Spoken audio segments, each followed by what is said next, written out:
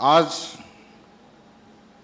या ठिकाणी उत्तर मध्य मुंबई लोकसभा मतदारसंघातील पदाधिकाऱ्यांचा व कार्यकर्त्यांचा जो मेळावा मुंबई पदवीधर मतदारसंघ व मुंबई शिक्षक मतदारसंघाच्या अनुषंगाने आयोजित केला आहे, त्या मेळाव्यासाठी उपस्थित व्यासपीठावरील पदवीधर मतदारसंघाचे उमेदवार शिवसेना नेते ॲडव्होकेट अनिलजी परब, शिवसेना सचिव श्री साईनाथजी दुर्गे,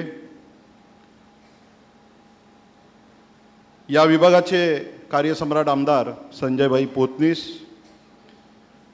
महिला विभाग संघटक रजनीताई मेस्त्री, सदा परब, उपस्थित बंधू भगिनी मातांनो,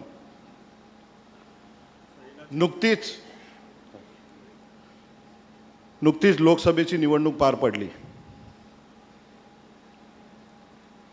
इंडिया महाविकास आघाडीला महाराष्ट्रामध्ये प्रचंड प्रमाणामध्ये यश मिळालं. आपल्या उत्तर मध्य मुंबईमधून सुद्धा महाविकास आघाडीच्या लोकप्रिय उमेदवार वर्षाताई गायकवाड यांचा जवळजवळ 16,500 मतापेक्षा जास्त मतांनी विजय झाला. आपण या विजयानंतर पहिल्यांदाच एकत्र येतोय. सगळ्यांचे मनापासून धन्यवाद मानतो, आभार मानतो की या निवडणुकीमध्ये ज्या पद्धतीचं काम उत्तर मध्य मुंबईमध्ये, बघा एवढं सोपं नव्हतं ते, कारण पहिल्यांदाच आपण पंजाला मतदान करणार होतो. उद्धवजींनी सांगितलं की वर्षाताई माझी लहान बहीण आहे आणि तिला मी खासदार म्हणून दिल्लीला पाठवणार आहे, आणि केवळ उद्धवजींनी शब्द दिला त्याच पद्धतीमध्ये आपण मेहनत करून तो उद्धवजींचा शब्द खरा करून दाखवला आहे. त्याच्यामुळे सगळ्यात पहिल्यांदा तुमच्या सगळ्यांचे आभार. 4 महिन्यावरती विधानसभेच्या निवडणुका आहेत, परंतु या मधल्या काळात मुंबई पदवीधर आणि मुंबई शिक्षकची निवडणूक जाहीर झालेली आहे. मला आठवतं ज्या दिवशी लोकसभेची निवडणूक संपली, दुसऱ्याच दिवशी परब साहेबांची आणि अभ्यंकर साहेबांची उमेदवारी जाहीर झाली, आणि त्या दिवसापासून म्हणजे नोंदणी तर अगोदरपासूनच झाली होती. साधारणतः 8-10 महिन्यापूर्वीपासून आपण नोंदणी केली. अगदी साहेब सिस्टमॅटिक नोंदणी झालेली आहे. कुर्ला आणि कालिनाचा विचार करता शाखा प्रमुखांनी अगदी जेवढे फॉर्म भरले त्या फॉर्मची सगळा रेकॉर्ड आपल्याकडे होता. तो रेकॉर्ड ज्या दिवशी आपली उमेदवारी जाहीर झाली त्या दिवसापासूनच आम्ही ते सगळं बाहेर काढलं आणि अपडेट करायला सुरुवात केली. मला कुर्ला आणि कालिनाच्या पदाधिकाऱ्यांचे मनापासून आभार मानायचे आहेत, कारण या कुर्ला आणि कालिना विधानसभेमध्ये साधारणतः 3,560 मतदार आहेत. त्यातले 2,444 मतदारांचा डिटेल आम्ही साहेब तुमच्याजवळ दिलेलं आहे. म्हणजे हे प्रमाण 70% पेक्षाही जास्त आहे. आणि उरलेला 30% डाटा सुद्धा शाखा प्रमुखांनी तयार केलेला आहे. उद्याच सप्लिमेंट देखील येणार आहे.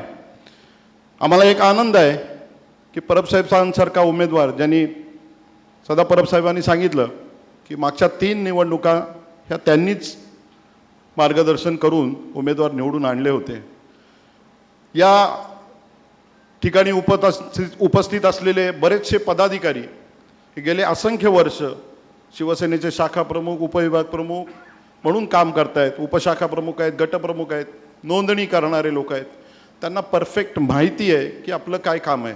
काल परवा देखील उद्धवजींनी स्पष्ट शब्दात सांगितलं की तुमच्या नावासमोर जर 10 मतदार असतील तर ते 10 मतदारच तुमचा मतदारसंघ आहे. माझ्याजवळ जर 10 लोकांची जबाबदारी माझ्या शाखा प्रमुखांनी दिलेली आहे, तर ते 10 मतदार जोपर्यंत मी मतदानाला उतरवत नाही तोपर्यंत मी इतर कुठल्याही कामाला हात घालणार नाही.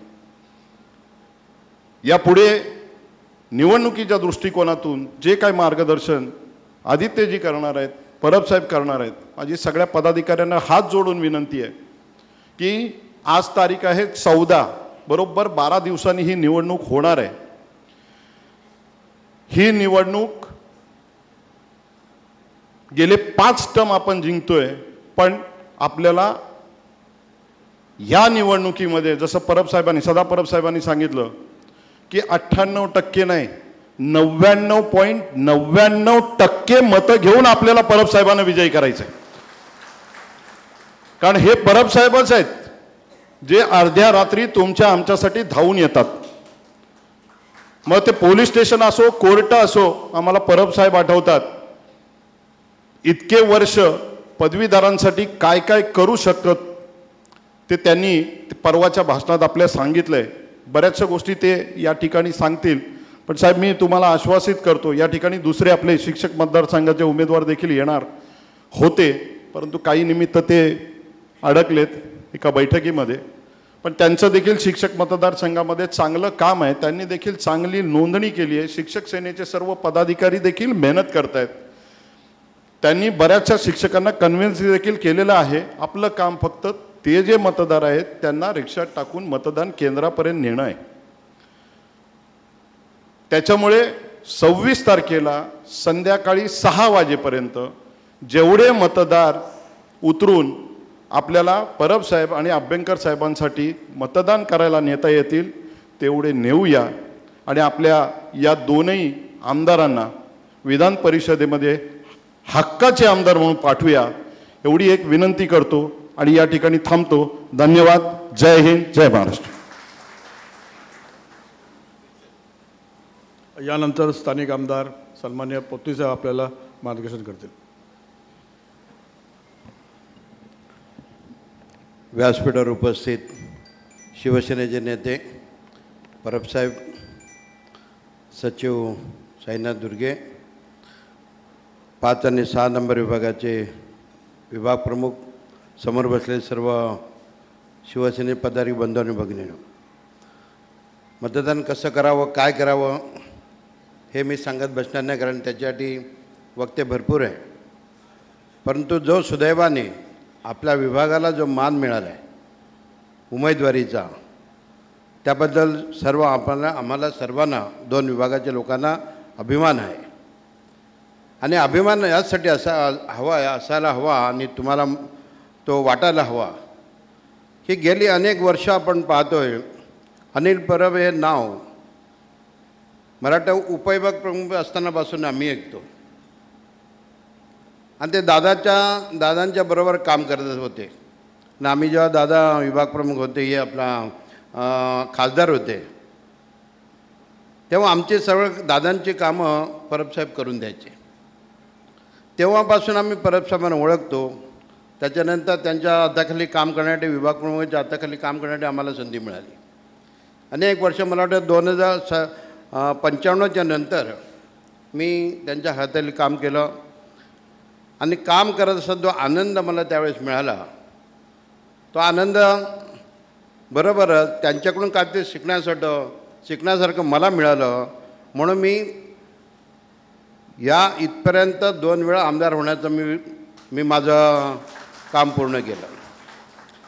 परबसाहेबांचा तसा रेकॉर्ड तुम्हाला सांगायची आवश्यकता नाही. साहेबांनी जे उमेदवारी दिली ती एकदम विचारपूर्वक दिलेली आहे. कारण या मतदारसंघामध्ये, पदवीधर मतदारसंघामध्ये शिवसेनेची कधी हार झालेली नाही. आपण या क्षेत्रामध्ये दादागिरी करून आपण जिंकलेलो आहोत. म्हणजेच याचा अर्थ इकडे मक्तेदारी शिवसेनेची मतदारसंघामध्ये आहे, म्हणजे पदवीधर मतदारसंघामध्ये ती परिपूर्ण आणि ती कायम राहावी ही जबाबदारी उद्धव साहेबांनी त्यांच्यावर टाकली आहे. कारण जी परंपरा असते ते खंडित होताना मनाला ते दुःख परत होऊ नये म्हणून ही परंपरा कायम ठेवण्यासाठी परबसाहेबांनी निवडणूक ही लढवण्यासाठी त्यांनी उमेदवारी दिलेली आहे. आणि ही लढत असताना नुकत्याच झालेल्या लोकसभेच्या निवडणुकीमध्ये तुम्ही घवघवीत यश मिळवून दिलं, म्हणून तुमचं प्रथम मी सर्वांचे आभार मानतो आणि तुम्हाला भविष्यासाठी, येणाऱ्या विधानसभेसाठी मी शुभेच्छा व्यक्त करतो. तशीच ही निवडणूक लढतानासुद्धा लोकसभेला जसं तुम्ही एक दिलाने काम केलं, खरोखर परबसाहेब, मी तर रायगडला होतो, तुम्ही परत मला फोन करत होता की इकडे काम करायचं आपल्याला. त्यावेळेस मी जेव्हा मुंबईत आलो ते बघितलं तर ही निवडणूक लढत असताना जरी आपला उमेदवार पक्षाचं चिन्ह नव्हता, काँग्रेसचा होता, तरी ह्या विभागामध्ये, दोन्ही विभागामध्ये पूर्णपणे शिवसेनाच ही निवडणूक लढली आहे. आम्ही पाहतोय लोकसभेला जेव्हा जेव्हा आपण प्रचार करतो, अनेक निवडणुका आपण लढल्या, पण आपल्या विभागापुरता मर्यादित जेव्हा फेरी असते, प्रचार असतो, तेव्हा त्या शाखेचे लोक तिकडे सामील होतात. पण यावेळेचं चित्र वेगळं होतं. यावेळेस कुर्ल्याला जरी असली आणि वाकोल्यातली जरी मुलं असली, बँड्रातली मुलं जरी असली, ते पार्ल्याला जायची. म्हणजे ज्या ज्या ठिकाणी इंडिया आघाडीचा प्रचार असायचा, फेरी असायची, त्या त्या ठिकाणी आपण जाऊन प्रचार करायचो. कारण आपण एक विडा उचलला होता की या महाराष्ट्रामध्ये नाही तर संपूर्ण देशामध्ये उद्धवसाहेब जे नेतृत्व करत आहेत, त्यांच्यावर लोकांनी जो विश्वास टाकला आहे, तो सार्थ ठरवायचा असेल तर शिवसैनिकांनी घरातून बाहेर पडलं पाहिजे. तसेच हा जो विश्वास उद्धवसाहेबांनी परबसाहेबांवरती टाकला, तो जर सार्थ करायचा असेल तर मागची निवडणूक आपण 1 महिन्यापूर्वी जी लढली, त्याच जिद्दीने आपण या कामासाठी बाहेर पडलं पाहिजे. कारण हे काय घराघरात जाऊन तुम्हाला प्रचार करायची आवश्यकता नाही. प्रत्येकाच्या प्रभागामध्ये मला वाटतं 100, 150, 200 एवढेच मतदार आहेत. आणि मी इतकी वर्ष जे काम करतो आहे, मी जेव्हा नगरसेवक असतानापासून काम करतो आहे, मी सकाळी उठून त्या मतदाराला, जो पदवीधर आहे, त्याला स्वतःहून फोन करायचा, बाबा शिवसेना अमका उमेदवार आहे, तेव्हा तुमचं मत आपल्याला मिळेल तर खूप बरं होईल. आणि आपले जरा गप्पा गोष्टी मारल्या म्हणजे नक्की तो आपला व्हायचा. मला वाटत नाही की आमच्या विभागात जेवढे, म्हणजे नगरसेवकाच्या काळाचं सांगतो, कच्चं एक मतसुद्धा मला वाटतं शिवसेनेशिवाय कुठे गेलेलं नाही. आम्ही जातीने तिकडे जाऊन त्यांना कॉन्टॅक्ट करून त्यांच्याशी बोलून परत निवडणूक झाल्यानंतर 2 दिवसांनी परत त्याला फोन करून आम्ही त्यांचे आभार मानायचो. मत दिलं नाही दिलं ही गोष्ट वेगळी, कारण पुढच्या निवडणुकीसाठी त्यांची मतं आपल्याला हवी असतील तर त्यांचे मतदान झाल्यानंतर त्यांना संपर्क करणं हे खऱ्या अर्थानं त्याची जाण ठेवल्याचं एक लक्षण आहे. म्हणून आपली मतदान वाढत का जातं? सुशिक्षित लोकांचं मतदान शिवसेना मिळतं, कारण वास्तविक शिवसेना म्हटलं दगड मारणारी, अन्यायाला भिडणारी. पण त्या सुशिक्षित लोकांनासुद्धा ही शिवसेना मुंबईमध्ये हवी आहे, या महाराष्ट्र हवी आहे, ह्याचं हे चिन्ह आहे. याचं हे उदाहरण आहे की आपण नुसते दगड मारणार राहिलेलो नाही, तर या देशाला दिशा देणारा पक्ष म्हणून आपण पुढे येत आहोत. आणि ही जी परंपरा पुढे चालत राहणार आहे, ती अबाधित ठेवायची असेल तर तुम्हाला आजपासून 26 तारीखच्या अगोदर 25 तारीखपर्यंत आपला उमेदवार कसा निवडून, या एकाच गोष्टीने तुम्ही काम केलं पाहिजे. परबसाहेब, तुमच्यावरती जबाबदारी जी आहे आम्ही बघितलं आहे. परबसाहेबांना मगाशी बोललं की इतिहास बघायला आणि सांगायला काय सगळ्यांना का शिकवायची जरूरत नाही. मी त्याचे सामना बघत होतो. सामन्यामध्ये त्यांच्याबद्दल जे लिहिलेलं आहे, सगळ्या काय काय केसेस आहे, काय नाही, सगळ्या कसल्या केसेस आहेत वाचलं असेल ना तुम्ही सगळ्यांनी. कुठे प्रदूषणाचं, कुठे सरकारी कामात अडथळा, कोणाच्या अधिकाऱ्याला मारहाण केलेल्याचा. पण हे कधी घडतं? त्यांच्या वैयक्तिक स्वार्थासाठी घडलेल्या गोष्टी नाहीत. ह्या तुमच्या आमच्यासाठी आणि जनतेसाठी केलेल्या गोष्टी आहेत. ह्या जनतेसाठी केलेल्या गोष्टीसाठी त्यांच्या केसेस दाखल झाल्या आहेत. आणि त्या का मी वाचल्या तेव्हा मला स्वतःला अभिमान वाटला की माझा नेता, माझा शिवसेनेचा नेता अशा केसेसमध्ये अनेकांना अभिमानाने सांगतो, होय माझ्या ते केसेस आहेत, माझ्यावरती आहेत. ही शर्मेची गोष्ट नाही, अभिमानाची गोष्ट आहे की लोकांसाठी लढणारे ही शिवसेनेचे नेते आज या व्यासपीठावर तुमच्यासमोर उमेदवार म्हणून आहेत.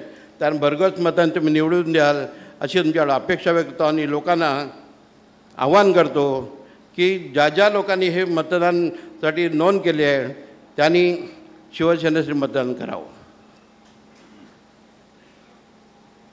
माननीय शिवसेना नेते, युवासेना प्रमुख आदित्य साहेबांचं आगमन होतं आहे. आपण प्रचंड टाळ्यांच्या गडगडाला उभं राहून त्यांचं आपण स्वागत करायचं आहे. साहेब आतमध्ये येत आहेत. साहेब आतमध्ये येत आहेत. सुरेश, शिवसेना युवासेना प्रमुख श्रीमान आदित्यसाहेब ठाकरे यांचा, शिवसेना नेते युवासेना प्रमुख श्रीमान आदित्यसाहेब ठाकरे यांचा.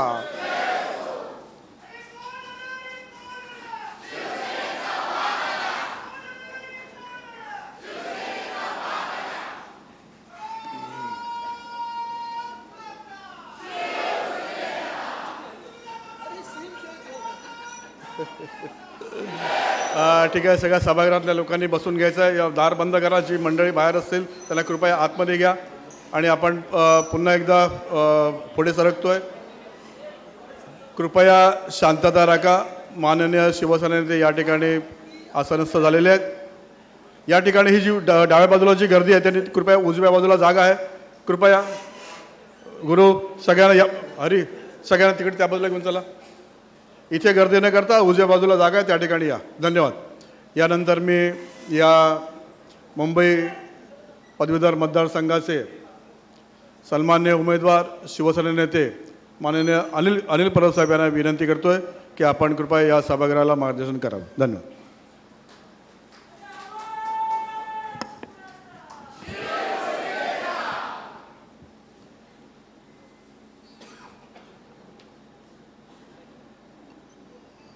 महाराष्ट्राचा आराध्यदैवत छत्रपती शिवरायांना वंदन करून हिंदुहृदय सम्राट शिवसेना प्रमुख माननीय बाळासाहेब ठाकरे, शिवसेनेचे पक्षप्रमुख माननीय उद्धवजी ठाकरे यांना वंदन करून आजच्या या पदवीधर मतदारसंघासाठी, मुंबई पदवीधर मतदारसंघ आणि मुंबई शिक्षक मतदारसंघासाठी आयोजित केलेल्या आजच्या या लोकसभेच्या बैठकीसाठी उपस्थित शिवसेनेचे नेते, युवासेना प्रमुख आदित्यजी ठाकरे, माझे सहकारी महेश पेडणेकरजी, कलिना विधानसभेचे आमदार व ज्यांच्याबरोबर मी गेले कित्येक वर्ष एकत्र काम करतोय असे माझे दुसरे सहकारी संजय पोतनीस,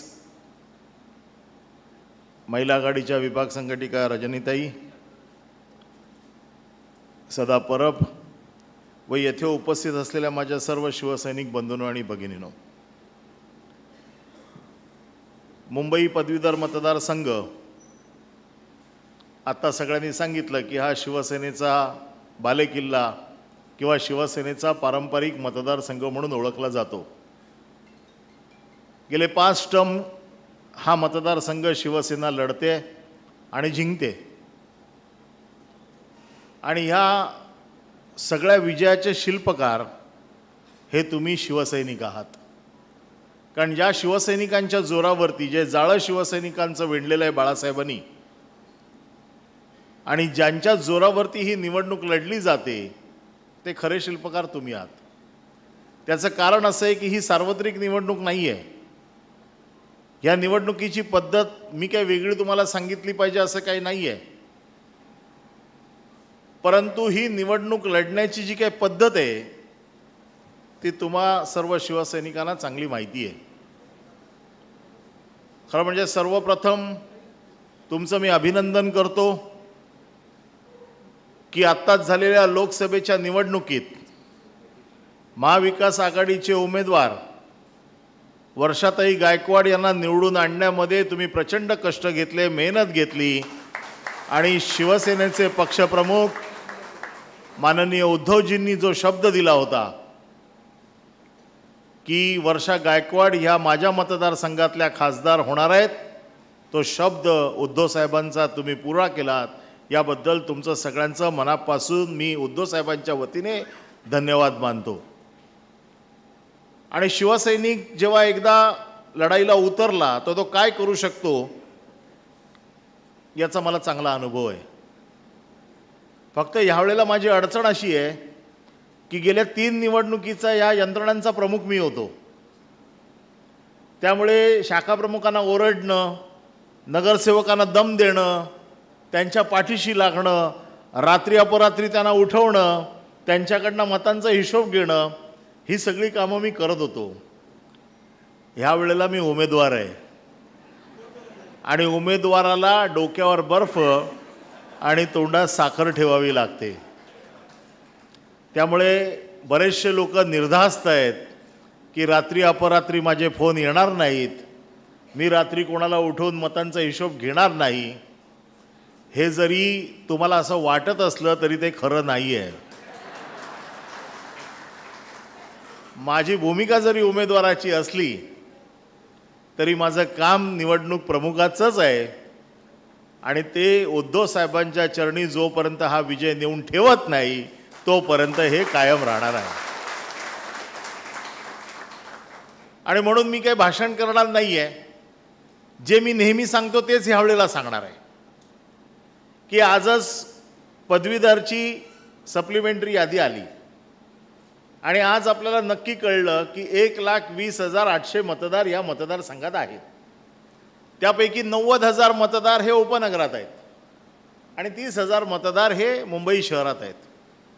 आता ह्या 90,000 मध्ये हा जो लोकसभा मतदारसंघ आहे याचा साधारण वाटा हा 16,000चा आहे.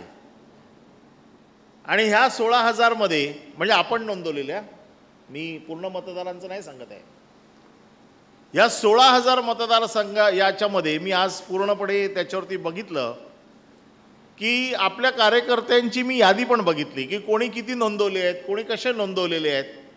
आणि जे वर्षानुवर्ष मी नावं बघतोय की उपशाखा प्रमुखांनी कसे नोंदवले आहेत, गटप्रमुखांनी कसे नोंदवले आहेत, ही सगळी ओळखीची नावं ज्या वेळेला बघितली त्यावेळेला मला फार बरं वाटलं की म्हणजे आपण बरोबर ट्रॅकवरती आपली गाडी चाललेली आहे. पण तरी देखील निवडणूक म्हटली की मी फार घाबरतो. कारण मी खूप निवडणुका बघितलेल्या आहेत, निवडणुका जिंकलेलो आहे, निवडणुका हरलेलो आहे आणि एक एक मताचं महत्त्व माझ्या एवढं कोणालाच माहीत नाही. त्याचं कारण असं आहे की देशात 3 जण जे एक मताने हरलेले आहेत त्याच्यातलं एक मी आहे. त्यामुळे एक मताचं महत्त्व सगळ्यात जास्त मला माहिती आहे. आणि म्हणून शेवटचं मत जोपर्यंत पडत नाही तोपर्यंत आपल्या कार्यकर्त्यांना कुठल्याही प्रकारचा आराम मिळत नाही, कुठल्याही प्रकारची शांतता होत नाही. आणि म्हणून या निवडणुकीचं गणित हे तुमच्याकडे शाखेमध्ये प्रत्येकाकडे आहे. प्रत्येकाकडे शाखेमध्ये आपली स्वतःची यादी आहे, ज्या यादीमध्ये आपल्या शाखेने नोंदवलेली मतं आहेत.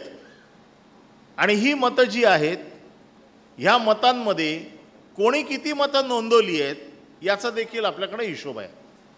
प्रत्येक कार्यकर्त्याला माहिती आहे की मी कुठलं मत नोंदवलं आहे, कसं नोंदवलं आहे.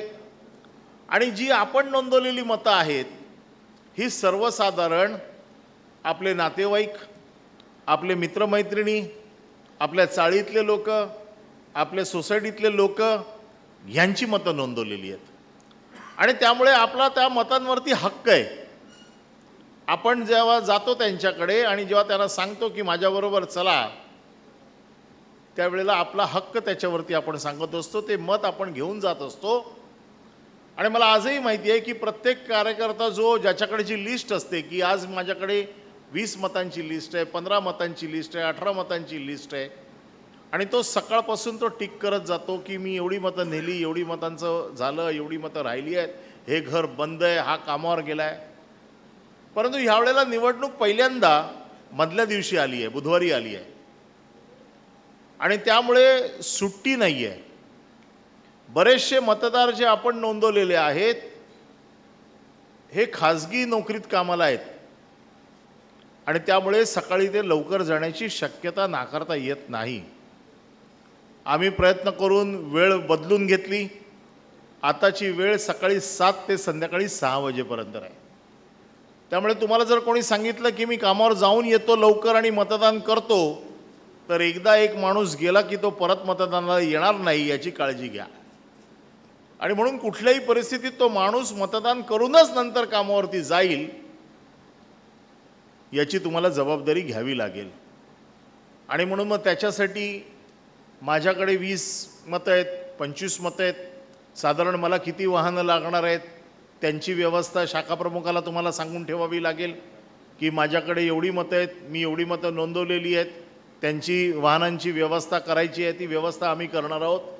ती व्यवस्था कुठेही कमी पडणार नाही याची जबाबदारी माझी आहे. पण ती पूर्ण करण्याची जबाबदारी तुमची आहे. माझ्या हातात असलेली मतं ही मतपेटीपर्यंत गेली पाहिजेत. आता बऱ्याच वेळेला माझा अनुभव असा आहे की हा जरी सुशिक्षितांचा मतदारसंघ असला तरी ह्या मतदारसंघामध्ये बरीचशी मतं बाद होतात. मागच्या वेळेला जवळजवळ 6,500 ते 7,000 पर्यंत मतं ही बाद झाली. आणि बाद होण्याचं कारण काय असतं की एक आकडा जो आपण लिहितो तो एक आकडा 2 सारखा लिहितो, मराठीत जो लिहितो तो 9 सारखा लिहितो, काही लोक त्याच्यावर सह्या करतात, काही लोक जय महाराष्ट्र पण लिहितात, काही लोक फुली करतात, काही लोक टिकमार्क करतात. अशा वेगवेगळ्या, एक तर एकाने तर स्वस्तिक काढलं होतं जे पूर्वी ठप्पा होता ना. अशा वेगवेगळ्या प्रकारे मतदान बाद होतं आणि जे मतदान बाद होतं त्याच्यातलं 99% मतदान हे आपलं बाद होतं. ही त्याच्यातली सगळ्यात वाईट गोष्ट आहे. आणि म्हणून तुम्हाला अतिशय बारकाईने जो मतदार मतदानाला जाणार आहे त्याच्याकडे आपली जशी सिनेटला तुम्ही काम करता, सिनेटला जसा कागद त्याच्या हातात देता की आतमध्ये जाऊन असं मतदान करायचं आहे, आणि म्हणून तो कागद प्रत्येक मतदाराच्या हातात या निवडणुकीत आतमध्ये कागद घेऊन जाऊन कागद बघून मतदान करण्याची सोय आहे. तुमचा कागद कोण काढून घेणार नाही. त्याच्यामुळे तो कागद त्याच्या हातात गेला पाहिजे एवढी व्यवस्था करा तुम्ही.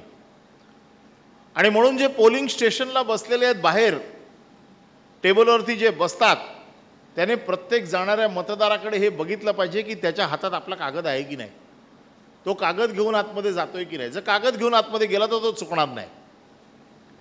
पण काय काय वेळेला काय काय लोकांना वाईट वाटतं, अरे तू मला शिकवतोस काय, मला माहीत नाही काय मतदान करायचं, मी ग्रॅज्युएट आहे. अरे पण ग्रॅज्युएटमध्येच 8,000 मतं बाद झालेत ना.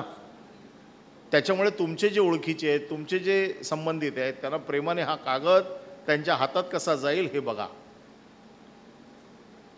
आपल्याला प्रत्येकाला आम्ही एक लिंक पाठवलेली आहे. म्हणजे मला असं वाटतं की प्रत्येक शाखेमध्ये आपल्याला मतदार नोंदणी जी झालेली आहे ती शोधण्यासाठी लिंक आहे. सुरुवातीला काही लोकांनी जो ॲप पाठवला त्याच्यामध्ये चिन्ह मशाल असं टाकलं होतं, तो आम्ही आता दुरुस्त केलं आहे. पण काही लोकांना अजूनही असं वाटतंय की ह्या निवडणुकीत चिन्ह असेल म्हणून मतदानामध्ये चिन्ह शोधतील. मला तर अजूनही भीती वाटते की चिन्ह, EVM पण नाही आणि चिन्हाचं कदाचित मशाल हाताने पण काढतील.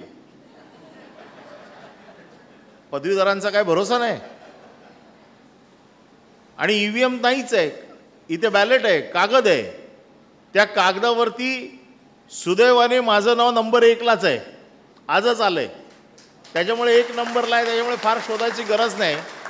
पण तरी देखील डमी बॅलेट आम्ही तुम्हाला एवढे देऊ की त्या डमी बॅलेटला बघूनच मतदान करायचं आहे. आता विषय फक्त एवढाच राहतो की पहिला टप्पा तुम्ही अतिशय यशस्वीपणे पार पडला, ज्या टप्प्यामध्ये मतदाराची नोंदणी व्हायची होती. आणि त्या टप्प्यामध्ये आपलं काम इतकं चोख झालेलं आहे की आपल्या जवळपास देखील कोणी नाही. पण आपल्या जवळपास कोणी नाही ह्या भ्रमात कोणी राहू नका. प्रत्येकाला असं वाटेल मी नाही केलं तर काय फरक पडतो, आपली नोंदणी भरपूर आहे. पण असं जर प्रत्येकाने विचार केला तर हळूहळू आपण मागे मागे मागे मागे येतो. आपल्याला माहिती आहे मुंबईत दुर्दैवाने आपण एक निवडणूक काल 48 मताने हरलो.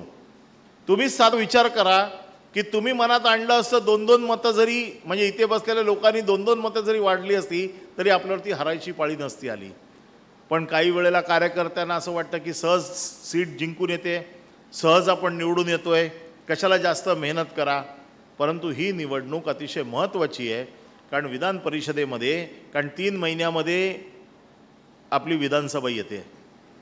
आत्तापर्यंतचा आपला अनुभव असा आहे 2005 पासूनचा की ज्या वेळेला शिवसेना पदवीधर मतदारसंघ जिंकते त्याच्या पाठोपाठ येणारी निवडणूक ही 100% शिवसेना जिंकतेच म्हणजे जिंकते. कारण एक नॅरेटिव्ह सेट केला जातो की पदवीधर देखील शिवसेनेबरोबर आहेत तर बाकीचे लोक देखील शिवसेनेला आपोआप मतदान करतात. हे नॅरेटिव्ह सेट करणारी ही निवडणूक आहे. आणि म्हणून मला असं वाटतं की मी जास्त ह्या विषयावरती आता तुम्हाला मार्गदर्शन करत नाही, कारण बरंचसं तुम्हाला सगळ्यांना माहिती आहे. परंतु गोंधळ करू नका. आपल्या हातात असलेली यादी ही तुम्हाला काही लोकांना आज मी एक गोष्ट अजून बघितली की काही डिप्लोमा इंजिनिअरिंगचे नावं त्यांनी आज घेतलेली नाही आहेत.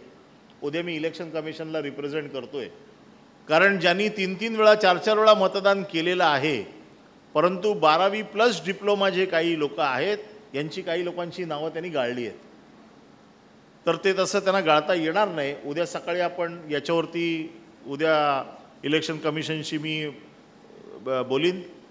परंतु उद्या जी यादी येईल आणि त्याच्यामध्ये जी नावं आलेली आहेत ही नावं आपली फायनल नावं आहेत असं समजा. कारण बरेचसे लोक तुम्हाला हे सांगतील की आम्ही मागच्या वेळेला मतदान केलं होतं.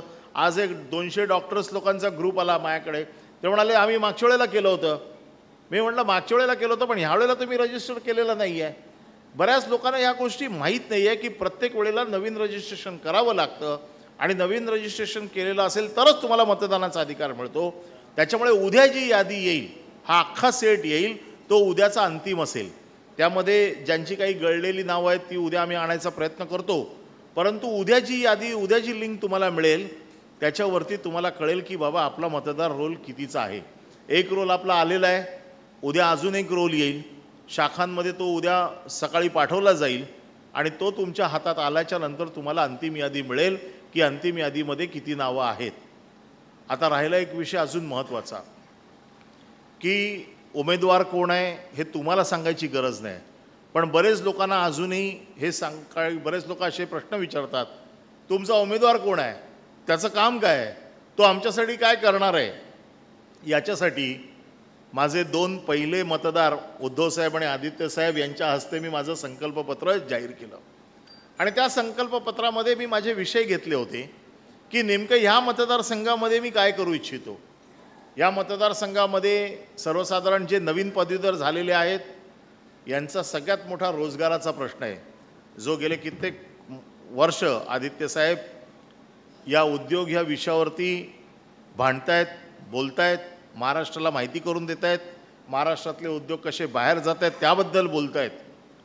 परंतु आपण देखील शिवसैनिकांसाठी नेहमी भरती, भानगडी, मोर्चे, जसं संजय पोतनीसांनी सांगितलं की अख्खं पान भरून माझ्या केसेस आलेले आहेत. म्हणजे कधी कधी असं लोक म्हणतात की अरे माझ्यावरती एक पान लिहिलं पेपरने, सामनाने अख्खं पान माझ्या केसेसचं भरलेलं आहे. आता ही अभिमानाची गोष्ट आहे माझ्यासाठी की शिवसेनेसाठी अख्खं पान भरतील एवढ्या केसेस मी करू शकलो. ही माझ्यासाठी तर अभिमानाची गोष्ट आहे. कोणाला त्याच्यात काही वाटत असेल तर वाटू दे. पण ह्या केसेसमध्ये बऱ्याचशा केसेस आमच्या नोकरीसाठी भांडलेल्या, त्याच्यासाठी आंदोलनं केलेल्या.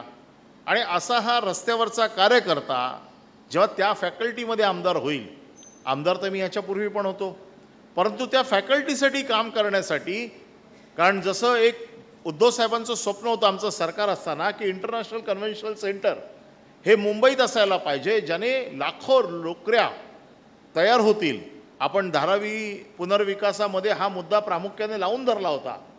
आणि जे उद्योग महाराष्ट्रात आणण्यासाठी किंवा जे उद्योग मुंबईत आणण्यासाठी उद्धवसाहेब प्रयत्न करत होते, आदित्यसाहेब प्रयत्न करत होते, हे प्रयत्न महाराष्ट्र सरकारच्या डोक्यावरती बसून आपल्याला हे सगळे प्रयत्न पूर्ण करून घेण्यासाठी आपल्याला ह्या फॅकल्टीचा आमदार निवडून देणं गरजेचं आहे. बऱ्याचशा गोष्टी ज्या शिवसेनेसाठी करतो ह्या पदवीधरांसाठी मी त्याच्यात लिहिलेले आहेत की शिवसेनेसाठी ज्या गोष्टी करतो त्या पदवीधरांसाठी देखील आपण करू शकतो. आत्तापर्यंत त्याला पदवीधर म्हणून रजिस्टर केल्यामुळे त्याला त्या गोष्टींचा कदाचित फायदा मिळत नव्हता, परंतु ह्यामुळे पदवीधर रजिस्टर झाल्यामुळे कदाचित ह्या गोष्टीचा त्याला फायदा मिळू शकतो. म्हणून माझं संकल्पपत्र मी जाहीर केलेलं आहे. आदित्य साहेबांचं आणि उद्धव साहेबांचं एक आव्हानपत्रक पण मी देतोय. ही पत्रकं घेऊन तुम्हाला लोकांच्या घरी जावं लागेल, लोकांना ती पत्रकं द्यावी लागतील. प्रत्येक मतदाराला आपलं म्हणणं, आपल्या पक्षाची विचारधारा, आदित्य साहेबांचं, उद्धव साहेबांचं आव्हान हे प्रत्येकाला मिळालंच पाहिजे. त्यासाठी शाखा प्रमुखांनी आपल्या सगळ्या यंत्रणेवरती बारीक लक्ष ठेवलं पाहिजे की माझ्याकडनं जे मटेरियल येतं आहे किंवा जे साहित्य येतं आहे, प्रचार साहित्य येतं आहे, ते शेवटच्या माणसापर्यंत, मतदारापर्यंत पोचतं आहे की नाही. तसं बघायला गेलं तर मतदारसंघ हा दहिसर ते कुलाबा आहे आणि विटी ते मुलुंडपर्यंत आहे. पण मतांमध्ये बघितलं तर 2 कॉर्पोरेशनचे वॉर्ड आहेत. 1,20,000चा आहे, म्हणजे 2 कॉर्पोरेशनचे वॉर्ड आहेत. जसं नेहमी सांगितलं जातं तुमच्यासाठी मतदारसंघ केवढा आहे, तुमच्यासाठी मतदारसंघ हा 40, 50, 100 मतांचाच आहे. तुमच्यासाठी कुलाबा ते दहिसर मतदारसंघ नाही आहे. तुमच्यासाठी माझी 60-70 मतं जी काही मी नोंदवलेली आहेत एवढंच माझं दिवसभरातलं काम आहे. हे काम झालं की माझं काम संपलं आणि त्या शाखा प्रमुखाच्या शाखेमध्ये साधारण 200, 250, 300 मतं आहेत. काही शाखांमध्ये 500 आहेत, काही शाखांमध्ये 700 आहेत. या शाखांना थोडीशी ताकद जास्त लावावी लागेल. आणि ह्या शाखांनी ज्यांनी 700 मतदान केलं आहे, 900 मतदान केलं आहे, यांनी थोडीशी ताकद जास्त लावावी लागेल. पण तुमचा मतदारसंघ तेवढाच आहे. तुमच्या शाखेमध्ये असलेले नोंदवलेले मतदार हे तुमचे पूर्ण झाले की तुमचं काम संपलेलं आहे. त्यामुळे मुंबईत काय होतं याच्यावर तुम्ही लक्ष देऊ नका. माझ्या शाखेत मला काय काम करायचं आहे एवढंच तुम्ही बघा. आणि त्याच्यासाठी तुम्ही लोकांपर्यंत पोचताय की नाही त्याच्यासाठी एक ॲप अजून आम्ही तयार केलेला आहे. तो आम्ही उद्या तुमचे समन्वयक जे आहेत त्यांच्या माध्यमातून प्रत्येक शाखेमध्ये पाठवू. प्रत्येक शाखा प्रमुखाकडे किंवा तुमचा जो समन्वयक असेल त्याच्याकडे तो ॲप असेल. साधारण तुम्ही कोणाकडे गेलात नुसतं त्याच्यावरती क्लिक केलं की या माणसापर्यंत मी पोचलो, आमच्या डॅशबोर्डवरती दिसेल की तुम्ही किती लोकांपर्यंत पोचलात. मी पण शाखा प्रमुखांबरोबर खूप वर्ष काम करतोय. शाखा प्रमुख आम्हाला पण कधी कधी कसा चुना लावतात ते आम्हाला माहिती आहे. पण त्या चुन्याचं सोल्युशन आता आम्ही हळूहळू काढलेले टेक्नॉलॉजीच्या माध्यमातून. आता सुटका नाही. तुम्ही पोचलात, आम्हाला 1 मिनिटात कळणार की तुम्ही पोचलात. आणि ते अगदी सोपं आहे. त्याच्यासाठी काय, आणि महिलांसाठी देखील ते आहे. नुसतं त्याच्यावरती बटन दाबलत की आम्हाला इथे कळणार की तुम्ही यांच्या घरी गेलात. त्यामुळे तुम्ही किती लोकांकडे गेलात, कुठेपर्यंत पोचलात हे सगळं आता हळूहळू टेक्नॉलॉजीच्या माध्यमातून सिद्ध होतंय. पण मला तुमच्यावरती माझ्यापेक्षा जास्त विश्वास आहे. मला माहिती आहे की तुम्ही ही निवडणूक अशा पद्धतीने लढणार आहात की ह्या मतदारसंघात याच्या पुढे शिवसेनेच्या समोर माणूस उभा करताना देखील दुसरे पक्ष विचार करतील एवढा विश्वास मला तुमच्यावरती आहे. आणि म्हणून यावेळेला ही निवडणूक मी स्वतः लढतोय. तुमच्या सगळ्यांच्या प्रेमावरती, आशीर्वादावरती मी ही निवडणूक लढतोय. माझे सगळे दूत म्हणून तुम्ही लोकांपर्यंत जाणार आहात, पक्षाचे दूत म्हणून तुम्ही जाणार आहात. म्हणून सगळ्यात पहिल्या तुम्हाला शुभेच्छा देतो. आणि तुमच्या शुभेच्छांच्या जीवावरती हा शिवसेनेचा भगवा पुन्हा एकदा पदवीधर मतदारसंघाच्या माध्यमातून विधान परिषदेत पोचेल असा विश्वास व्यक्त करून मी माझे 2 शब्द संपवतो. जय हिंद, जय महाराष्ट्र. खूप खूप धन्यवाद साहेब. 2 मिनिटात फक्त आभार प्रदर्शन साहेब. अगोदर आपण आभार करू साहेब. ठीक आहे. माननीय हो, मी परब साहेबांना विनंती करतोय की शिवसेना नेते सन्माननीय आदित्य साहेब यांना पुष्पगुच्छ त्यांचा सत्कार करायचा आहे. हो.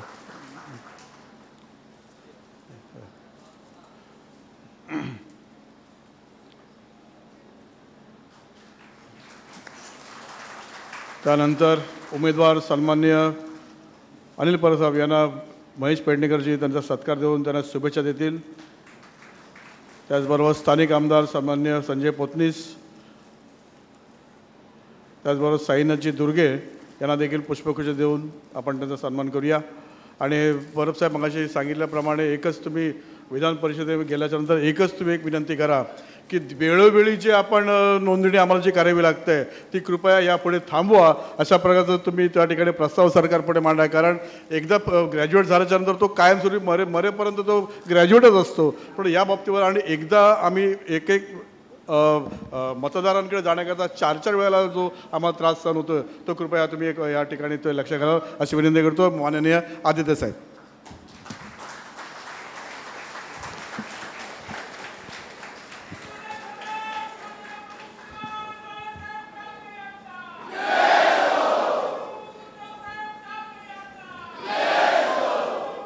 बस, खरं जास्ती वेळ काही मला बोलायचं नाही आहे. जे काही सांगायचं होतं मला वाटतं सगळ्या आधीच्या वक्त्यांनी सांगितलेलं आहे. कालच माझा वाढदिवस झाला. आपण खूप मोठ्या संख्येने घरी आलात, मला आपलं प्रेम दिलंत, आशीर्वाद दिलात. आणि असंच प्रेम आणि आशीर्वाद सदैव माझ्यासोबत आपले राहू द्या. एक आठवण मला आवर्जून सांगायचं ह्याच हॉलबद्दल. जेव्हा 2022मध्ये काही चिंधी चोरांनी, काही गद्दारांनी आपला पक्ष फोडला, तेव्हा आम्हाला सगळ्यांना उद्धव साहेबांनी बोलवलं आणि सांगितलं चला बाहेर पडा आणि पुन्हा एकदा सभा घ्यायला सुरू करा, लोकांना भेटायला. जे काही पक्षात आपले आहेत, गद्दार सोडून गेले, पळून गेले, पण जे मावळे आहेत, बघा कुठे कुठे आहेत, किती किती आहेत, सगळ्यांना एकत्र करा आणि लढायची तयारी करा. तेव्हा मला वाटतं पहिला आपण जो एक कार्यक्रम घेतला होता तो इथे घेतला होता, याच हॉलमध्ये घेतला होता.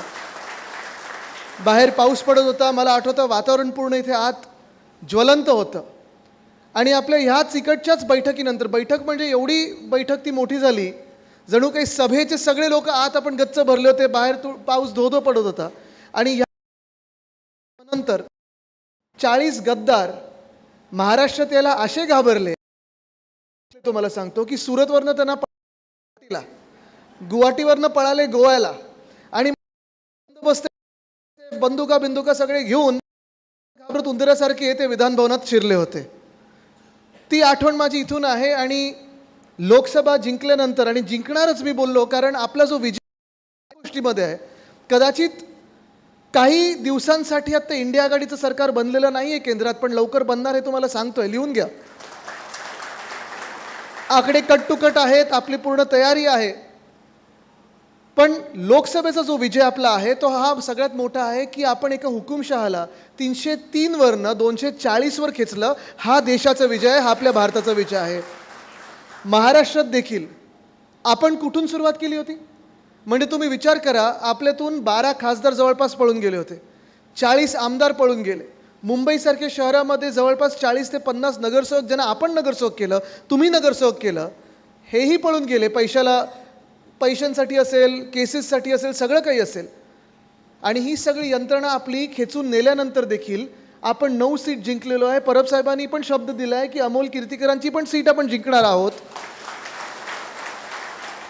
म्हणजे शिवसेना उद्धव बाळासाहेब ठाकरे पक्षांनी शून्यातून नाही तर निगेटिव्हमध्ये सुरू करून आपण 9 वर पोचलो. आणि जो एक पक्ष स्वतःला जगातला सर्वात मोठा पक्ष मानतो, तरी देखील 125 लोक त्यांना काँग्रेस आणि इतर पक्षातून घ्यायला लागले खासदारांमध्ये. आत्ता पण 240 मध्ये जवळपास 30% लोक असे आहेत जे बाहेरचे आहेत, भाड्याचे आहेत.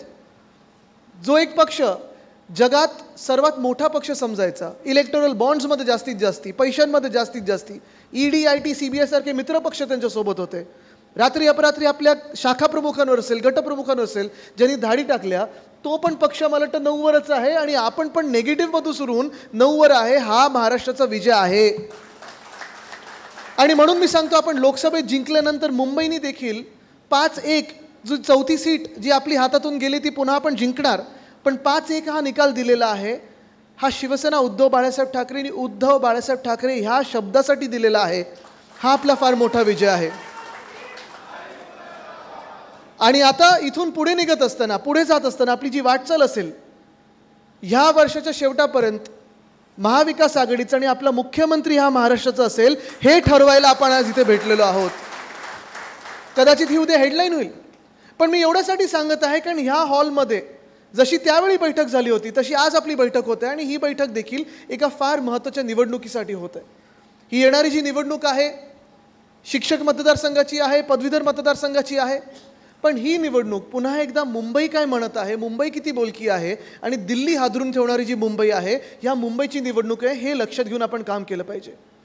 आत्ताच आपण जी विनंती करत होतात की परत परत नोंदणी करण्याची पाळी येऊ नये आपल्यावर, मला माहिती आहे, कारण आपण सगळ्यांनीच जी मेहनत घेतलेली आहे, आपण शिवसेना म्हणून असेल, महिला आघाडी म्हणून असेल, युवासेना म्हणून असेल, स्थानिक लोकाधिकार समिती म्हणून असेल, भारतीय कामगार सेना म्हणून असेल, आपल्या ज्या अंगीकृत संघटना आहेत, मग डॉक्टरांची आहे, ग्राहक संरक्षण आहे, आपल्या वेगळ्या वेगळ्या युनियन आहेत, ह्या सगळ्यांनी दिवसरात्र मेहनत करून, मला आठवतं आम्ही ज्या मातोश्रीवर बैठका घ्यायचो, सेनाभवनमध्ये बैठका घ्यायचो, विभागामध्ये बैठका घ्यायचो, काही लोकांनी एक शब्द ब्लॉकच करून ठेवलेला, नोंदणी बोललं की लोक पळायला लागले होते. एवढं सेनेटची नोंदणी असेल, आपल्या पदवीधरची नोंदणी असेल, शिक्षक मतदारसंघाची नोंदणी असेल, पण ह्या नोंदणीचा परिणाम एवढा झालेला आहे की आपण पहा, जे आत्ता रोल आलेले आहेत त्याच्यात 90हून जास्ती टक्केची नोंदणी ही आपण केलेली, तुम्ही सर्वांनी केलेली आहे. खूप वेळा असं म्हटलं जातं की क्रिकेट मॅच खेळत असताना टॉस जो जिंकतो तिथे 50% मॅच जिंकतो आपण, बरोबर ना? पोतनी साहेबांना तर माहितीच आहे, कारण क्रिकेट म्हणजे सुप्रीमो, आणि सुप्रीमो टुर्नामेंट घेतली की पोतनी साहेब येतातच समोर. हे जगात सगळीकडे, म्हणजे आमचे फुटबॉलवाले पण आम्हाला सांगत असतात, तरी जरा पोतनी साहेबांना फुटबॉलमध्ये खेचा, सुप्रीमो टुर्नामेंट आपल्याकडे पण फुटबॉलची होईल. एकदा आम्ही 2दा केली होती आपण. पण टॉस जी व्यक्ती जिंकते ती मॅच ठरवतात, कारण ते मग ठरवतात बॅटिंग करणार की बॉलिंग करणार. बॅटिंग करायची असेल तर बॅटिंग ऑर्डर काय, बॉलिंग करायची असेल तर फिल्डिंग कुठे लावायची, आणि तसं आपण टॉस जिंकलेलो आहे. आपली नोंदणी सर्वोत्तम झालेली आहे. सर्वत्र आपण पाहिलं तर सगळ्यात जास्ती नोंदणी आपली झालेली आहे. म्हणजे निवडणूक आपल्या हातात अर्धीही आलेली आहे. यंत्रणा कशी लावायची, काय लावायची, मला वाटतं माझ्यापेक्षा आपल्या सर्वांना जास्ती माहिती आहे. काही लोकांनी गेल्या 5-6 निवडणुकींमध्ये काम केलेलं आहे. काही लोकांनी आत्ता 2-3 निवडणुकीमध्ये केलेलं आहे. काही युवा सेनेची जी असतील, महिला युवतीतले असतील, ती कदाचित पहिली निवडणूक लढत असतील. पण निवडणुकीत सर्वात जास्ती आता महत्त्वाचे जे ठरणार आहे ते मतदानाच्या दिवशी आपण आपले नोंदवलेले जे लोक आहेत, मग त्याच्यात तुम्ही 5 नोंदवलेले असाल, 10 असाल, 15 असाल, 50 असाल, अनेक लोकांनी 100 लोक नोंदवलेले आहेत, काही लोकांनी 1000 लोक नोंदवलेले आहेत. ह्या 1000ची जबाबदारी घेऊन मतदानाच्या दिवशी आपण त्यांना किती वाजता मतदानाला उतरवत आहोत आणि त्यांच्या हातात बरोबर आपली स्लिप गेली आहे का. आणि जसं परब साहेबांनी सांगितलं की आपला जो नंबर आहे 1 नंबर, हे आता माहितीच आहे सगळ्यांना, तो 1 नंबरच्या समोर 1 नंबरची पसंती, बरोबर आहे ना, ती पसंती 1 नंबरची कशी लिहायची ह्याच्यावर पूर्ण आता निवडणूक येऊन थांबलेली आहे. सेनेटचा ज्यांना अनुभव आहे, आपण सर्वांनीच मागच्या 2 सेनेटच्या निवडणुका आपण लढलेलो आहोत. 2010 साली जी सेनेटची निवडणूक लढलो आपण, त्याच्यात 10 पैकी 8 सीट जिंकलेलो आहोत. आणि 2017 की 18 साली जेव्हा आपण लढलो तेव्हा 10 पैकी 10 सीट आपण जिंकलो आहोत. मला वाटतं ही ताकद जी आहे ती शिवसेनेची आहे, ती आपल्या नोंदणीची ताकद आहे. आणि मी ह्याची तुलना एवढ्यासाठीच करत आहे कारण सिनेटची निवडणूक देखील अशीच असते. ह्याच्यात आणि सिनेटच्या निवडणुकीमध्ये जास्ती काही फरक नसतो. आपली पसंती तिथे लिहायला लागते. फरक एवढाच आहे की इथे आपले एकच उमेदवार रिंगणात आहे. सिनेटच्या निवडणुकीत 10च्या 10 उमेदवार आपले होते. आणि ती जी आपण रिस्क घेतली होती 2010 साली, पहिल्यांदा मी ठरवलं कुठच्याही पक्षासोबत तडजोड करायची नाही, कॉम्प्रोमाइज करायचं नाही, 10च्या 10 रिंगणात टाकायचे. त्यावेळी 8 जिंकून आणले, मागच्या वेळी 10 जिंकून आले. ती आपली जी तयारी होती, अशी तयारी होती. आणि ती निवडणूक तर तुम्हाला सांगतो पोतनी साहेब, तुम्हाला माहिती आहे आपलं पालघर जिल्हा, मुंबई उपनगर आणि शहर, कल्याण डोंबिवली, ठाणे, रायगड, रत्नागिरी, सिंधुदुर्ग, 12.5 लोकसभा ह्याच्यात येतात. आणि 12.5 लोकसभेत जाऊन आपण वेगळे सगळ्यांना प्रत्येक लोकसभेला वेगळं कॉम्बिनेशन देत असतो. म्हणजे कुठेतरी 5-4-3-2-1, कुठे 1-2-3-4-5, काही ठिकाणी 3-5-3-2-1 वगैरे असं वेगळं देत असतो. पण ते सगळं आपण चोखपणे केल्यामुळे 10च्या 10 जिंकून आल्या. ह्यावेळी तर काम सोपं आहे. आपल्याला फक्त आणि फक्त मुंबई आहे, उपनगर आणि शहर. आणि ह्या मुंबईमध्ये आपल्याला 1 नंबरचे जे आपले उमेदवार आहेत अनिल परब साहेब, त्यांच्यासमोर फक्त आपल्याला 1 नंबर काढायचा आहे, एकच पसंतीचं वोट द्यायचं आहे, बाकी आपल्याला काही करायचं नाही आहे. ह्यावेळी ना EVM आहे, ना VVPAT आपल्याला बघायचं आहे, ते बटन दाबायचं असं काही नाही आहे. आपल्याला 1 नंबर बरोबर त्या बॉक्समध्ये काढायचा आहे. आणि 1 नंबर जर आपण काढलं तर 100% आपला विजय हा पक्का झालेला असेल. ही खात्री तर आपल्याला आहे, जिंकणार ही खात्री आपल्याला आहे. पण विजय जेव्हा पक्का होतो तेव्हा जास्तीत जास्त मतदैक्याने झालं पाहिजे आणि कमीत कमी मतं बाद झाली पाहिजेत. किंवा आपण असं चॅलेंज घेतलं पाहिजे यावेळी. कदाचित वेगळे लोक तुम्हाला वेगळी चॅलेंजेस देतील.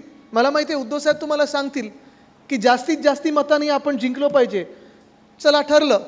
इथे अनिल परबजी तुम्हाला सांगतील की आपलं मतदैक्य जास्तीत जास्ती पाहिजे. चला डन. मी तुम्हाला एक चॅलेंज देत आहे की त्या दिवशी जेव्हा काउंटिंग होईल तेव्हा सर्वात कमी मतं आपली बाद झाली पाहिजेत. ह्याचं चॅलेंज तुम्ही आता घेतलं पाहिजे. मतं बाद झालीच नाही पाहिजेत. एवढं सोपं काम आहे. त्या बॉक्समध्ये आपल्याला 1 लिहायचं आहे आणि हे 1 लिहिल्यानंतर त्या बॉक्समध्ये आपल्याला टाकायचं, त्या पेटीत टाकायचं. पण हे जर आपण काम पूर्णपणे जर पाळलं तर आपले जे यंत्रणा प्रमुख आत्तापर्यंत आलेले आहेत, जिंकत आलेले आहेत, म्हणजे दुसऱ्यानं जिंकवलेलं आहे, ते स्वतः जिंकून येतील. आणि तुम्हाला एक सांगतो जेव्हा निवडणुकीत आपल्याला उमेदवार ठरवायचे होते तेव्हा अर्थात आम्ही पाहत होतो कोण काय किती लोकांची किती टर्म संपत आलेली, किती लोकांची टर्म आहे. पोतनी साहेबांनी खूप चांगलं काम केलेलं आहे. पण एक थोडी कमतरता आपल्याला जाणवायला लागली की विधान परिषदेत मला वाटतं जुलैमध्ये आपली टर्म संपते. आणि संपल्यानंतर उद्धव साहेबांनी जे आम्ही सगळे काही ठराविक नेते होते, काही लोक होते, त्यांना सांगितलं मला अनिल परब हे विधान परिषदेत हवेत. कारण त्यांच्यासारखा मदत करणारा माणूस, विधान परिषद जाणणारा माणूस, तिथे काम करणारा माणूस, अंगावर ह्या मिंदे सरकारला घेणारा माणूस आणि आपलं सरकार बसल्यानंतर पुन्हा एकदा तिथे महाराष्ट्रासाठी काम करणारा माणूस मला आत्तापासून आत पाठवायचा आहे. आणि मग आता ते जे त्यांचं सांगत होते, कारण खूप वेळा ते सांगत असतात त्यांचं सगळ्यात जास्ती क्वालिफिकेशन हे केसेसबद्दल असतं. ती केस स्टडी होऊ शकते पदवीधरांसाठी की तुम्ही कुठच्या केसेस घेतलेत. आणि माझं हे नेहमी म्हणणं राहिलेलं आहे की ह्या देशामध्ये आत्ता CRPC बदलला, थोडा हा पण फरक केला पाहिजे की राजकीय केसेस किती असतात, राजकीय आंदोलनातल्या केसेस कुठच्या आणि खरं ज्या केसेस असतात, दरोडा टाकणं, रेप करणं वगैरे, ह्याच्यात फरक झाला पाहिजे. नाही तर काय होतं की खूप वेळा आपण सगळे जे राजकीय कार्यकर्ते असतो, आता माझ्यावर एक केस आहे. आमच्याकडे डिलाय रोडचा पूल जो आहे वरळीमध्ये, 3 की 4 महिने पूर्णपणे बांधून तयार होता, पण घटनाबाह्य मुख्यमंत्र्यांना वेळ नाही म्हणून लोकांचे हाल होत होते. आम्ही शिवसैनिकांनी जाऊन उद्घाटन केलं, गाडी चालवली तिथून, कुठे एक काही तोडफोड केली नाही, पण केस झाली बरोबर. आता ठीक आहे, तरी आपण सगळे जे राजकीय कार्यकर्ते असतो, आंदोलनं जी आपण करतो, लोकहिताचे आंदोलन करतो, जनहिताचे आंदोलन करतो, आपल्याला त्याच केसेस लागू होतात ज्या इतर क्रिमिनल्सला लागू होतात. ते झालं नाही पाहिजे, तो बदल हा घडलाच पाहिजे. पण एका बाजूला परब साहेब आहेत जिथे त्यांच्यावर सगळ्या ज्या केसेस आहेत, प्रत्येक केस जी आहे ती जनतेसाठी त्यांनी अंगावर घेतलेली केस आहे. मुंबईसाठी असेल, महाराष्ट्रासाठी असेल, आपल्या हक्काच्या न्याय हक्काच्या लढाईसाठी केस अंगावर घेतलेली आहे. आणि दुसरीकडे जो पक्ष लढत आहे भाजपा, त्यांच्याकडे असे लोक आहेत, त्यांच्याकडे पण केस असणारे लोक आहेत, पण त्यांच्यावर जे केसेस आहेत त्यांच्याकडे रेवणण्यासारखे लोक आहेत. तुम्हाला निवडायचं आहे कोण त्याच्यातून तुम्ही निवडणार. अर्थात कदाचित आत्ता समोर जे उभे आहेत त्यांच्यावरच्या केसेस मला माहिती नाही, पण भाजपा जो पक्ष आहे अनेक ठिकाणी त्यांनी अशा केसेस अंगावर घेतल्या आहेत. जसं रेवण्णा, काय गरज होती प्रधानमंत्री महोदयांना रेवण्यासाठी जाऊन प्रचार करण्याची? त्यांच्याकडे जे IB रॉ वगैरे सगळी यंत्रणा आहे, त्यांना माहितीच असेल ना की रेवण्णा कसा माणूस आहे. पण आपण फरक जाणवा, फरक जाणून घ्या की कसं ह्या दोन पक्षांमध्ये, इंडिया आघाडीमध्ये आणि भाजपचे जे मित्रपक्ष आहेत ह्याच्यात किती फरक आहे. ही निवडणूक जी येणार आहे आपल्यासाठी ही फार महत्त्वाची आहे. कारण पदवीधर निवडणूक जरी असली, शिक्षक निवडणूक जरी असली, तरी जसं मी सांगितलं मुंबई काय बोलत आहे आणि मुंबईने जो निकाल दिलेला आहे, लोकसभेत जो निकाल दिला होता तसाच निकाल आपल्याला ह्या दोन निवडणुकीत मिळणार आहे. आणि त्याच तयारीने आपल्याला पुढच्या 4 महिन्यासाठी पुन्हा एकदा विधानसभेची तयारी करायची. ही आपली तयारी आहे, ही आपली प्रॅक्टिस आहे. मतदार मला प्रत्येक गल्लीत सांगतात, ज्या ज्या घरात मी जातो, मग वरळीत असेल, इतर मतदारसंघांमध्ये असेल, ज्या ज्या गावात मी जातो, ज्या शेतावर जातोय, सगळीकडे मला सांगतात आमचं मत उद्धव बाळासाहेब ठाकरे ह्या व्यक्तीसाठी आहे. आत्ता जे आपण थोडा अभ्यास करत आहोत, साईनाथ पण अभ्यास करत आहेत, जरा मतं कुठे विभागली असतील, काय झालं असेल, काही काही ठिकाणी ठीक आहे थोडं आपलं धनुष्यबाण आणि मशाल ह्याच्यात थोडा फरक कमी काही काही लोकांना जाणवलं असेल, पण ही निवडणूक स्पष्ट आहे. आणि अजून एक तुम्हाला सांगतो, येणारी जी निवडणूक आहे विधानसभेत, तिथे हे कन्फ्युजन राहणार नाही. कारण आता लोकांना पक्क कळलेलं आहे की महाराष्ट्र हिताचं जर बोलायचं असेल तर उद्धव बाळासाहेब ठाकरे ह्या व्यक्तीशिवाय पर्याय नाही. परब साहेब, आपण जिंकून येणार ही मला खात्रीच आहे. अनेक मागण्या तुमच्याकडे येत असतील. तुमचं जे वचनपत्र आहे मतदार म्हणून मी पहिलं बघितलेलं आहे, त्याच्यात तुम्ही विजाचं काम करणार आहेत जे बाहेर शिकायला जातात. अनेक वर्ष आपण हा पण कार्यक्रम घेत असता की जे 50% ते 70%, 70% ते 75%, ह्याच्यात जेवढे मार्क मिळत असतात, कारण खूप आपले मुलं मुली ह्या मार्कांमध्ये अडकले असतात. आणि मग पुढची वाटचाल काय, पुढे काय करायचं, ज्यांना 50% मिळतात, ज्यांना 60% मिळतात, 65% मिळतात, त्यांना काय योग्य मार्गदर्शन मिळालं पाहिजे, हे सगळे आपण कार्यक्रम घेतलेलेच. पण गंमत म्हणून तुम्हाला एक विचारतो की जसे आमच्यासारखे काही लोक आहेत, आता मी आहे, अनेक इथे लोक आहेत ज्यांनी ग्रॅज्युएशन झाल्यानंतर मास्टर्स केलं आहे, त्यांना 2 मतांचा अधिकार मिळू शकेल का, हा पण जरा आपण विचार करा. म्हणजे नोंदणी थोडी पुढे सोपी होईल. डबल ग्रॅज्युएट जे आहेत, नाही खोटे नाहीत, काही काही खोटं डॉक्टरी पण घेऊन फिरणार आहेत, तसे नाहीत. खोटं सर्टिफिकेटवाले पण काही की नेते आहेत, तसं पण नाही. आपण जे मास्टर्स वगैरे होतो. पण हे खरं आहे की आज आपण पाहिलात तर महाराष्ट्रामध्ये पदवीधर असतील, शिक्षक असतील, ह्यांचा आवाज तिथे उचलणं गरजेचं आहे. अनेकदा आपण पाहतो की पदवीधरांना काय पाहिजे, तर साधा आपण जसं मतदारसंघ पदवीधरचा पाहिला तर जे आपण मतदार नोंदवतो हा मतदारसंघ असतो. पण ह्या मतदारसंघामध्ये अशी एकसुद्धा गोष्ट नाही आहे जी आपण सांगू शकतो. जे आपले महापालिकेचे मतदारसंघ असतात, आपले विधानसभेचे मतदारसंघ असतात, आपण सांगू शकतो की चला इथे पूल बांधून देतो, इथे बाथरूम बांधून देतो, इथे तुम्हाला रस्ता करून देतो, असा हा मतदारसंघ नाही आहे. हा मतदारसंघ थोडा वेगळा आहे. ह्यांच्या ज्या गरजा आहेत ते एवढ्याच आहेत की जेव्हा आम्हाला गरज पडते, पदवीधर म्हणून गरज पडते, कधी जॉब इंटरव्ह्यूसाठी असेल, कधी कुठचं सर्टिफिकेट युनिव्हर्सिटीमधून पेंडिंग असतं, कधी कुठेतरी सरकारी सर्टिफिकेट नसतं, कधी आम्हाला आधार कार्ड नसतं, कधी काय, ह्या सगळ्या ज्या गोष्टी आहेत तिथे आपल्याला आधार देणं त्यांना गरजेचं असतो. आणि हे जे मतदारसंघातलं काम आहे, मला वाटतं मुंबईत ज्यांनी शिवसेनेचं गल्ली ते दिल्ली काम पाहिलेलं आहे अशीच व्यक्ती करू शकते. जसं पोतनीसाहेब आधी होते, स्थानिक लोकाधिकार समितीचं काम केलं, तसं आज आपल्यासमोर अनिल परब साहेब आहेत. ते 100% हे काम पुढच्या 6 वर्षात चांगलं करतील ही मला खात्री आहे. आणि आज म्हणूनच आपला जास्ती वेळ न घेता मी एवढंच आपल्याला सांगेन की आपल्याला आपण जे नोंदवलेले मतदार आहेत तेवढेच कव्हर करायचे आहेत. आजपासून त्यांच्या कॉन्टॅक्टमध्ये राहा. मी विभाग प्रमुखांना आणि सगळ्यांनाच विनंती करेन की ही शेवटची बैठक ठेवा. आता आपल्याला लोकांमध्ये जायचं, जे आपण नोंदवलेले लोक आहेत त्याच्यात सप्लिमेंटरी रोलमध्ये बघा, तुम्ही नोंदवलेले लोक आलेत का, पहिल्या रोलमध्ये बघा, बरं त्यांचं मतदान केंद्र कुठचं आहे, त्यांनी कुठचं नोंदवलेलं आहे ते देखील बघा. आणि तशी यंत्रणा लावून आपल्याला त्यांना मतदानाला उतरवायचं आहे. फोन आहेत, व्हॉट्सॲप आहे, सगळं काही करून त्यांना आठवण करून द्या की आम्हीच तुमच्या घरी आलेलो सतवायला, की तुमचा फोटो पाहिजे, तुमचा फॉर्म पाहिजे, तुमची सही घ्यायला. आता तुम्ही एवढा त्रास घेतलेला आहे, थोडा त्रास अजून घ्या आणि मतदानाच्या दिवशी उतरून बरोबर जो 1 नंबर आहे तो आपल्या 1 नंबरच्या कॅन्डिडेटसमोर लिहून द्या. आपला विजय हा पक्का आहे. मी पुन्हा एकदा आपल्या सर्वांना शुभेच्छा देतो आणि तुर्तास आपली रजा घेतो. धन्यवाद. जय हिंद, जय महाराष्ट्र, वंदे मातरम. खूप खूप धन्यवाद. 1-2 मिनटं फक्त.